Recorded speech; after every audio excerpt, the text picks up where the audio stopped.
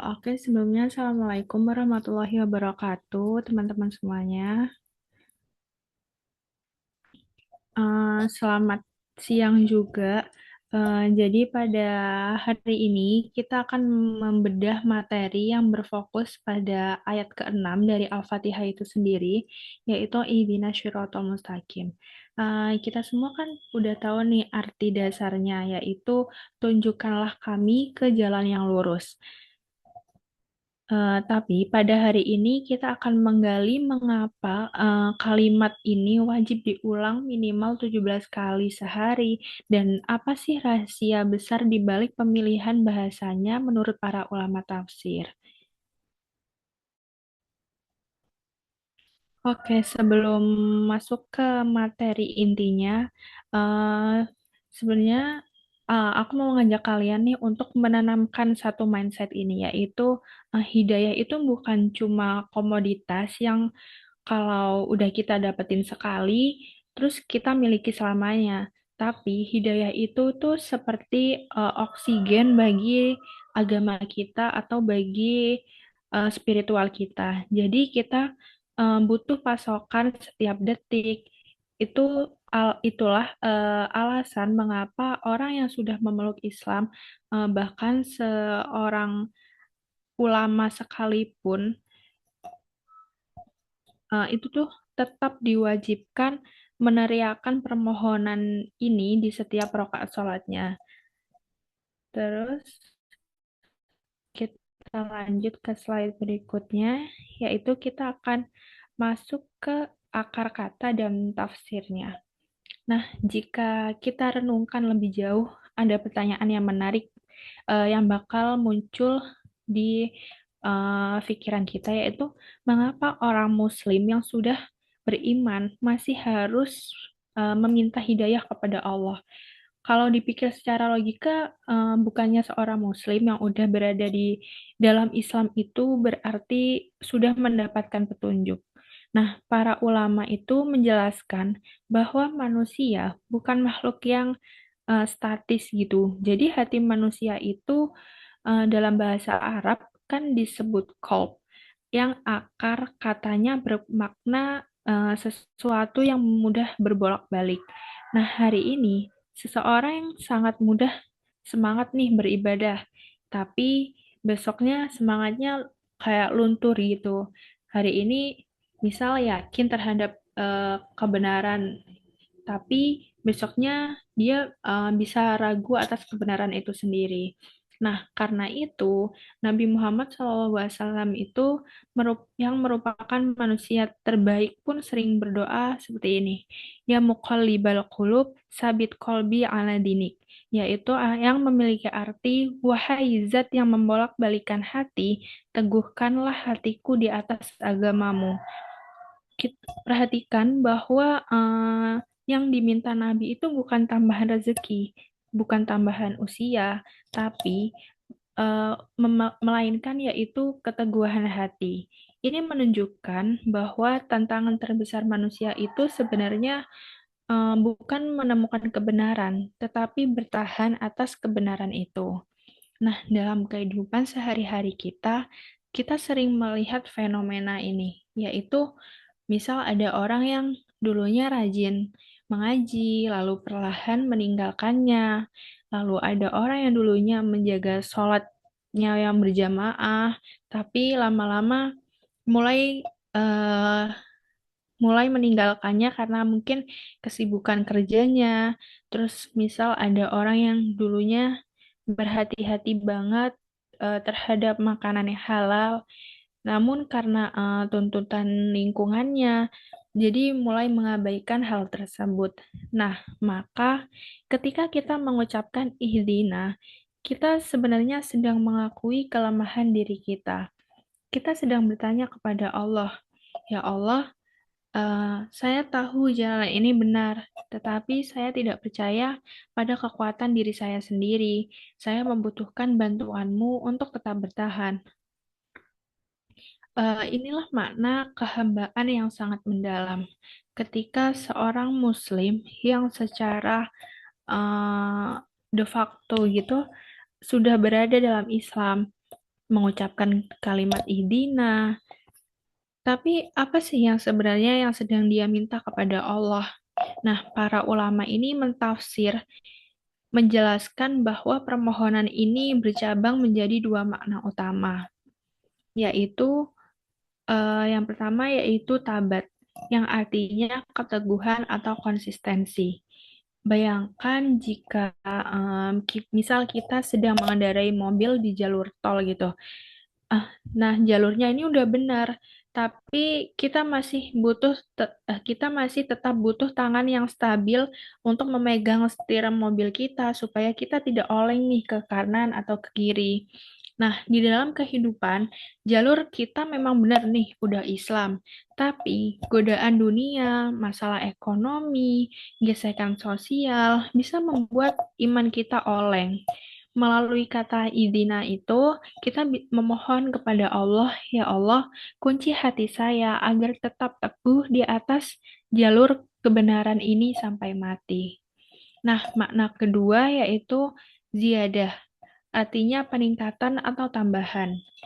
Hidayah itu tidak statis, yaitu melainkan dinamis dan berlapis-lapis. Tingkat pemahaman dan kekuatan iman yang kita miliki tahun lalu tidak akan cukup untuk menghadapi ujian hidup tahun ini. Ujian seorang mahasiswa berbeda dengan ujian misal seorang kepala keluarga atau misal seorang pemimpin perusahaan. Nah, kebutuhan hidayah kita itu meningkat seiring bertambahnya tanggung jawab hidup kita. Jadi, lewat kata idina itu sendiri, kita juga meminta pasokan hidayah baru yang lebih tinggi agar kita naik kelas dalam kualitas amal dan kebijaksanaan.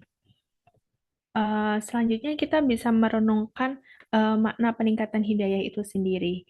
Nah, seringkali kita menganggap hidayah itu hanya dimiliki atau tidak dimiliki. Nah, padahal hidayah itu memiliki tingkatan. Ibarat nih, misal cahaya lampu kan ada yang redup, ada yang terang, terus ada yang sangat terang. Contohnya, ada dua orang yang sama-sama mengetahui bahwa sedekah itu baik. Nah, orang pertama bersedekah hanya ketika ada sisa uang, namun orang kedua bersedekah bahkan ketika dirinya sedang sempit. Keduanya mengetahui eh, ilmu yang sama, tetapi kualitas hidayah yang bekerja dalam hati mereka itu berbeda.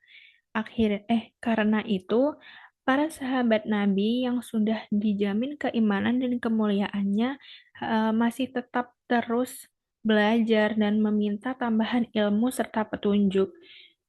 Terus mereka memahami bahwa tidak ada titik akhir dalam perjalanan untuk menuju Allah. Nah, semakin dekat seseorang kepada Allah, semakin dia merasa membutuhkan petunjuk dari Allah itu sendiri. Untuk memahami bagaimana Allah membimbing para ciptaannya, kita akan membedah navigasi hidup yang telah Allah berikan dalam diri kita, yaitu ada 4 tingkatan hidayah yang paling mendasar, yang paling mendasar hingga yang paling tinggi. Yang pertama yaitu hidayah insting atau fitri. Hidayah ini adalah modal awal untuk seluruh makhluk hidup demi bertahan hidup. Begitu lahir, bayi itu kan pasti langsung tahu ya cara menangis dan cara mencari susu ibunya. Terus misal anak penyu yang baru menetas dari pasir pantai itu kan pasti langsung bergerak lurus menuju laut tanpa ada yang melatih. Ini merupakan insting murni yang Allah berikan kepada makhluknya.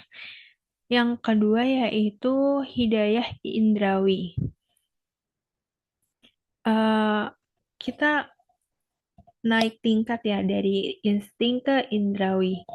Allah itu memberi kita panca indera, misal mata untuk melihat, terus telinga untuk mendengar, kulit untuk merasakan. Nah, kita menggunakan indera itu untuk memetakan dunia fisik. Namun, Indra indra ini punya batas dan sering juga menipu kita. Contoh sederhananya, misal ketika kita melihat rel kereta api dari kejauhan nih. Nah, pasti mata kita melihatnya kedua rel itu kayak menyatu di satu titik gitu kan. Nah, apakah aslinya menyatu? Jawabannya tidak. Jadi itu adalah keterbatasan indera yang eh, kita punya. Yang selanjutnya yaitu hidayah akal. Karena indera bisa tertipu, Allah berikan akal nih kepada kita untuk mengoreksinya. Akal kita berpikir logis dan berkata, tidak, rel itu tetap sejajar, itu hanya ilusi mata kita. Nah, akal bisa melahirkan eh, sains atau filsafat. Tapi, apakah akal itu sempurna? Sama sekali tidak, karena akal manusia tidak akan pernah bisa menjawab kemana kita setelah mati, apa yang terjadi di alam kubur, bagaimana cara beribadah yang benar kepada Pencipta. Akal tidak punya alat untuk menembus hal-hal tersebut. Yang selanjutnya yaitu yang terakhir yaitu hidayah wahyu atau agama ya. Di sini kesempurnaan kasih sayang Allah itu kayak terwujud gitu. Ketika akal manusia menemui jalan buntu, Allah itu menurunkan tingkatan hidayah tertinggi, yaitu wahyu, melalui para nabi dan kitab suci. Wahyu itu diturunkan bukan untuk menghancurkan akal, melainkan untuk membimbing akal yang tidak mampu dijangkau oleh otak manusia. Wahyu ini memberikan kompas moral kepada diri kita yang tidak akan berubah meskipun ada tren-tren zaman yang terkini. Jika kita perhatikan, keempat tingkatan hidayah ini sebenarnya membentuk sebuah tangga gitu yang saling melengkapi. Insting membuat kita hidup, indera membuat kita mengenal dunia, lalu akal membuat kita memahami dunia, dan wahyu membuat kita memahami tujuan hidup kita. Nah, banyak peradaban maju dalam aspek akal, tetapi mengalami krisis dalam aspek tujuan hidup. Nah, mereka mampu menciptakan teknologi yang luar biasa, tetapi eh, angka depresi, terus kesepian itu masih tetap meningkat. Nah, ini menunjukkan bahwa kecerdasan intelektual itu tidak cukup untuk menjawab kebutuhan terdalam manusia. Manusia itu bukan hanya membutuhkan informasi, tetapi juga orientasi. Bukan hanya membutuhkan kemampuan, tetapi juga arah, dan arah itulah yang diberikan oleh wahyu.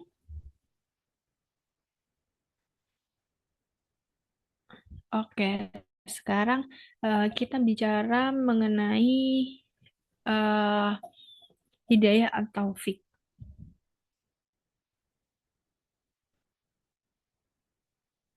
Oke, hidayah ini sifatnya itu umum. Jadi semua orang bisa tahu. Kita kan tahu ya, sholat itu wajib, korupsi itu dosa, jujur itu baik. Itu baru sebatas tahu atau irsyad. Namun, ada satu kepingan puzzle tertinggi yang menentukan keselamatan kita, yaitu hidayah atau taufik. Sebenarnya apa sih at-taufik itu? Nah, at-taufik itu adalah kemauan dan keselarasan yang Allah tanamkan langsung ke dalam hati seorang hamba untuk mengamalkan ilmu yang sudah dia ketahui. Nah, disinilah letak perbedaan besarnya. Banyak orang yang akalnya cerdas, tahu persis hukum agama, tapi tidak punya kekuatan untuk menggerakkan kakinya ke masjid atau menahan dirinya dari hal-hal yang haram. Nah, mereka punya hidayah informasi nih, tapi kehilangan hidayah untuk eksekusi atau taufik. Kisah Abu Thalib, paman Nabi itu adalah contoh nyatanya. Beliau itu tahu keponakannya benar, beliau membela Islam habis-habisan, tapi beliau tidak mendapatkan taufik untuk mengucapkan syahadat di akhir hayatnya. Maka kita membaca idina, rintihan terdalam kita adalah meminta taufik ini, yaitu agar ilmu yang kita dengar dari majelis-majelis ilmu itu tidak hanya berhenti di kepala kita, melainkan turun ke hati dan terwujud dalam tindakan yang nyata.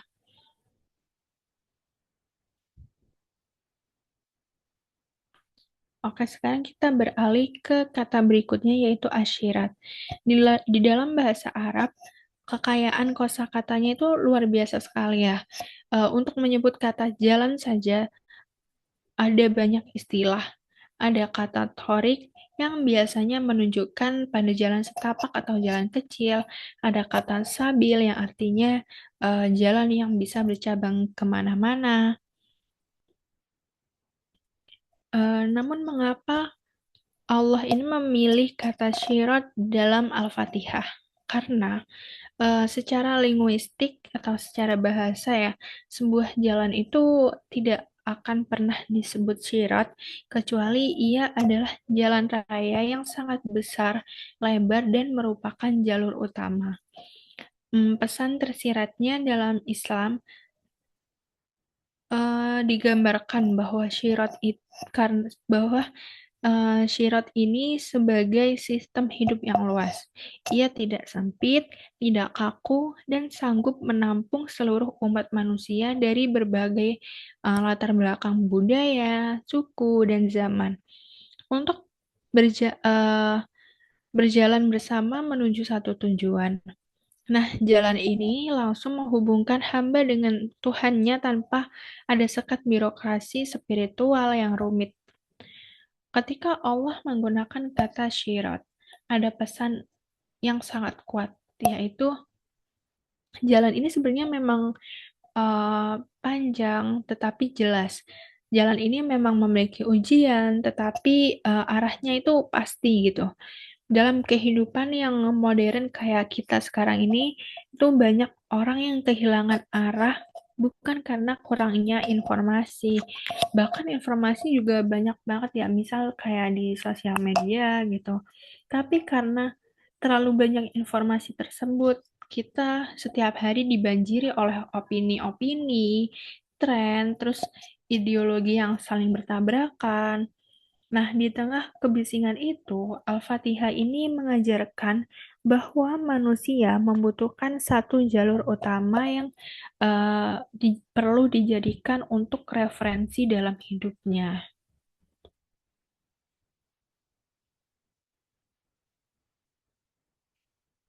Oke, para ulama ini merumuskan 6 eh, karakteristik mutlak yang harus dipenuhi.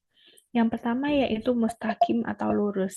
Nah, jalan ini tidak berbelok-belok atau mencela-mencela. Nah, prinsip dasarnya konsistensi sejak nabi pertama hingga nabi terakhir. Yang kedua yaitu mushil atau pasti sampai. Jalan ini memiliki garansi finish yang jelas. Nah, jika kita mengikuti petunjuknya, ujung dari jalan ini dipastikan adalah jannah dan ridho Allah, yaitu bukan jalan yang buntu.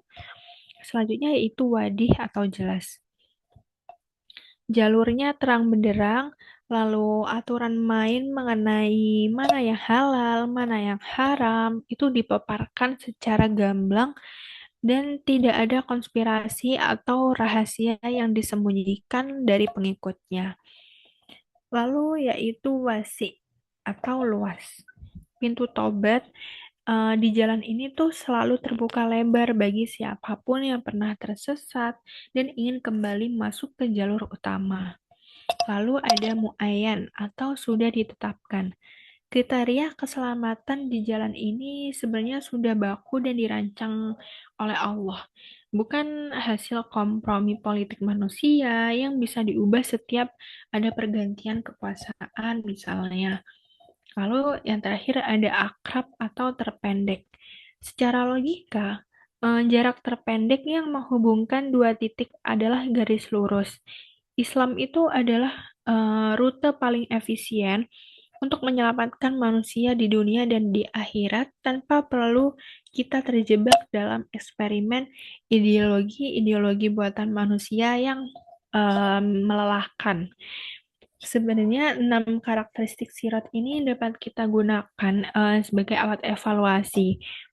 Misalnya ketika muncul suatu pemikiran, gaya hidup, atau tren baru, kita bisa bertanya, misal apakah jalan ini tuh jelas tujuannya, apakah jalan ini tuh konsisten, lalu apakah jalan ini membawa manusia lebih dekat dengan kepada Allah atau justru malah menjauhkan.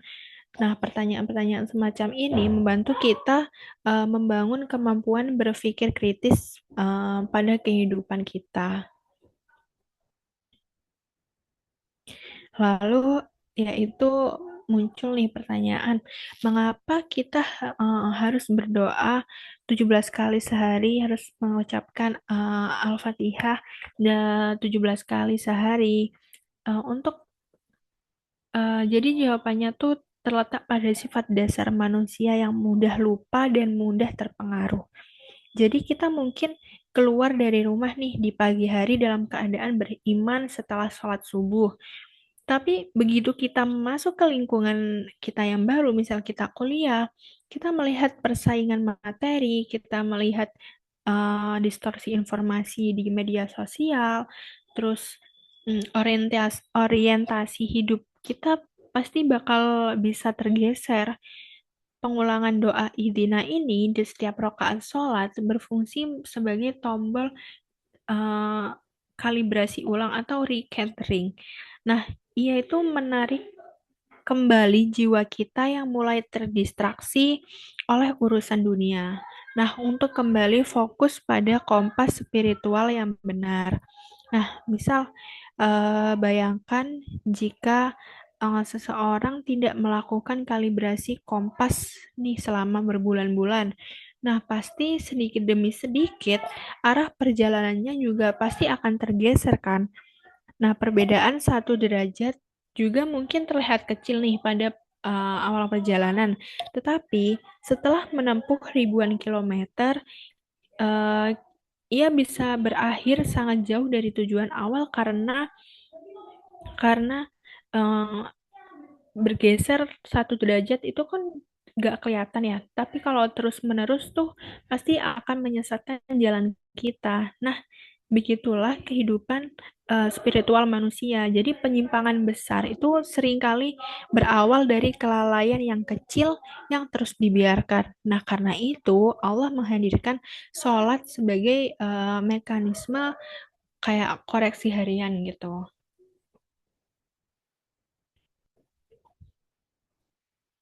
Selanjutnya kita melihat bagaimana Allah menyusun surah Al-Fatihah itu secara sistematis dan psikologis pada diagram yang ditampilkan pada slide PPT.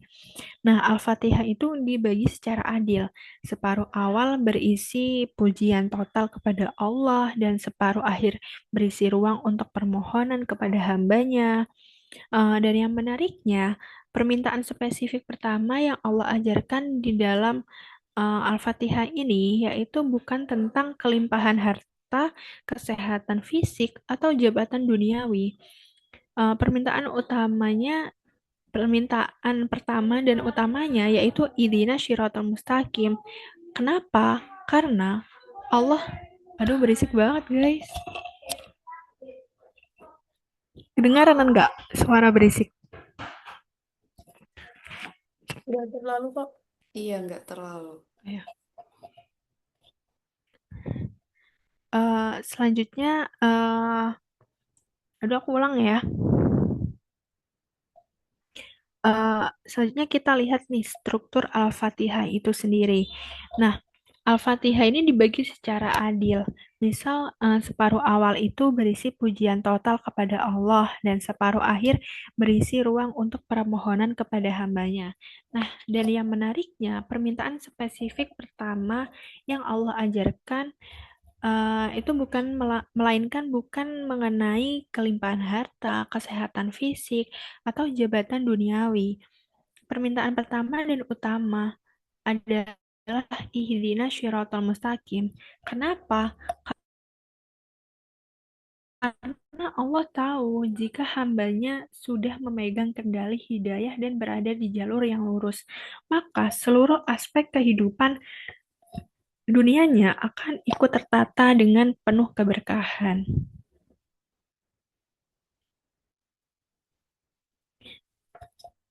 Oke, nah pada layar kan ditampilkan bahwa hidayah itu bukan ditunggu tetapi dijemput.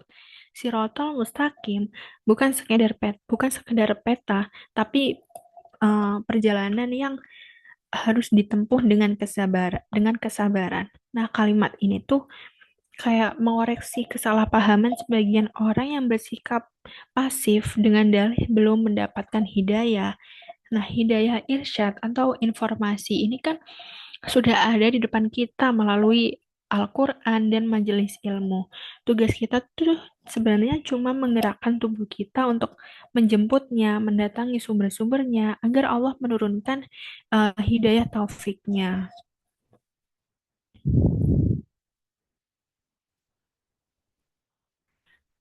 Sebagai penutup dari materi, kita lihat bahwa mm, kayak timeline perjalanan spiritual kita itu dimulai dari pencarian.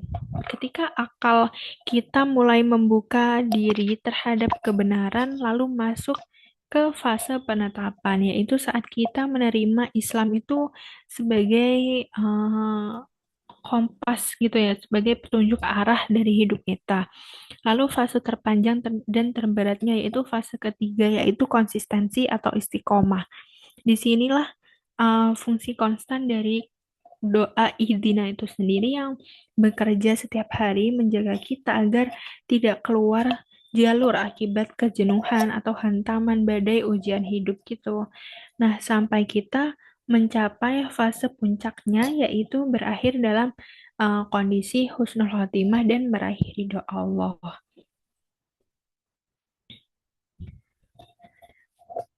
Oke, mungkin itu saja yang dapat aku sampaikan dalam materi membedah ayat Ihdinas Shiratoh pada materi kali ini.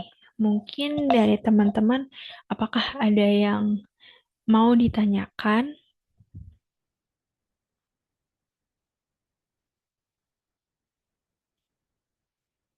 Oke, boleh. Silakan, Diana.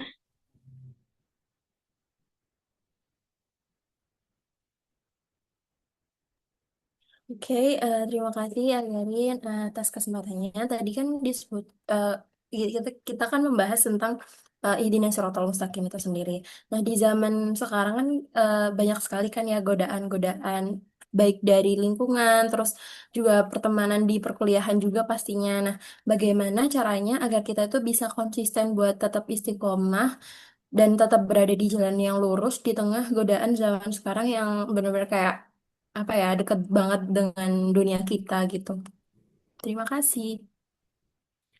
Oke, terima kasih atas pertanyaannya. Jadi, bagaimana caranya agar kita tetap bisa konsisten atau istiqomah gitu ya di tengah godaan pada zaman sekarang yang mungkin lebih banyak ya. Jadi, kalau saran dari aku itu langkah pertama yaitu jangan pernah putus berdoa. Nah, kata Idina itu sendiri seperti yang aku jelaskan tadi, kalau dengan hati yang hadir saat sholat sebagai tombol kalibrasi jiwa kita. Nah, yang kedua itu menjaga lingkungan pergaulan atau circle. Karena iman kita tuh sangat dipengaruhi oleh dengan siapa kita sering menghabiskan waktu. Jadi mungkin bisa memilih lingkungan pergaulan atau circle yang tidak mengajak kamu jauh dari Allah. Misal waktu main eh, mengajak sholat, jadi sholatnya tepat waktu, bukan malah mengajak meninggalkan sholat. Kalau dari aku, mungkin seperti itu sih. Kalau dari Riana, apakah sudah dapat dipahami? Sudah, terima kasih. Oke, sama-sama. Mungkin dari Iva, apakah ada pertanyaan? Iya, baik. Jadi izin bertanya. Nah, tadi kan udah dijelasin tuh beberapa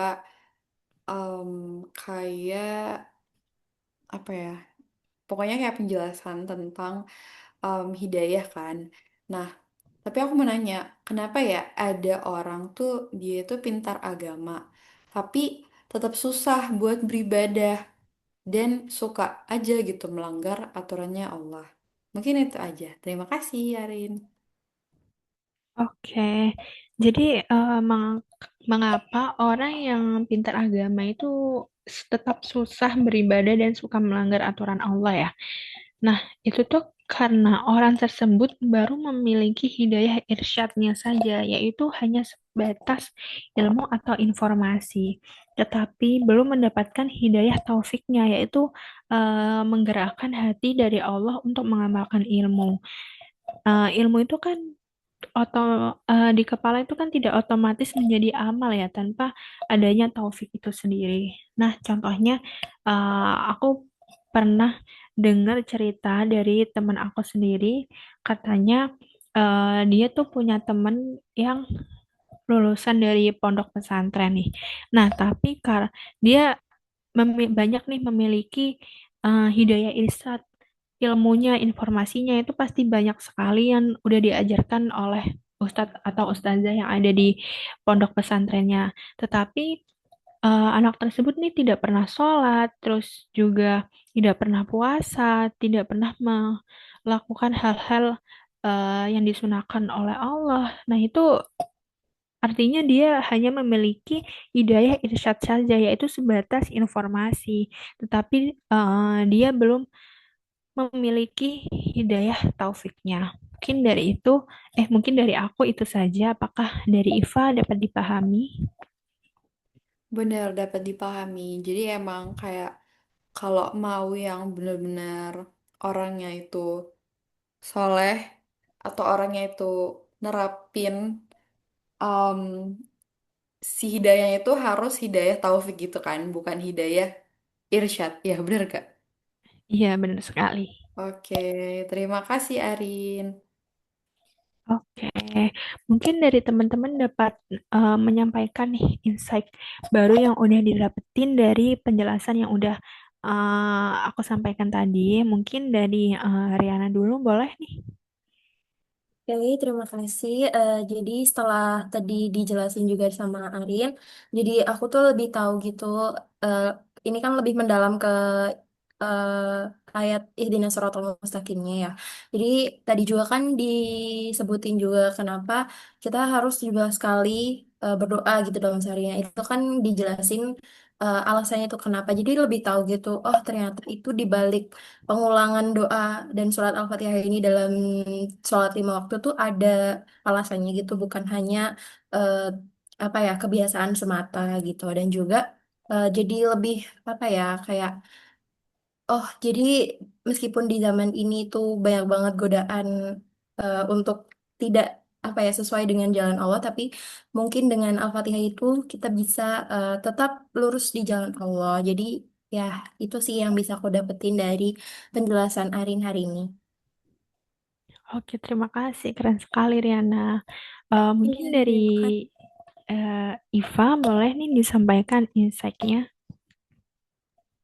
Oke, baik. Jadi kalau dari aku sendiri, dari pemaparan Azarin tadi, jujur bagus banget juga karena kayak dapet insight baru. Apalagi aku paling highlight juga yang bagian kalau ternyata Ihdinas Siratal Mustaqim itu tuh kan 17 kali ya. Jadi kayak selalu dipakai untuk sholat itu karena ya kita emang harus selalu minta hidayah karena bisa aja tuh hari ini kita imannya bagus, kita ngejauhin perintah Allah, terus kayak ngelakuin banyak hal baik, tapi itu kan nggak selalu berlaku ya. Jadi benar tadi katanya kalau hidayah itu nggak bisa kayak sekali dua kali dimintanya buat hari ini doang, tapi harus setiap saat, setiap hari kita minta sampai mungkin kita mati supaya kita tetap terus ya itu berada di jalan yang lurus gitu. Itu aja sih. Oke, terima kasih Iva atas insight-nya. Mungkin itu saja dari aku. Eh, Terima kasih atas perhatiannya, teman-teman semuanya.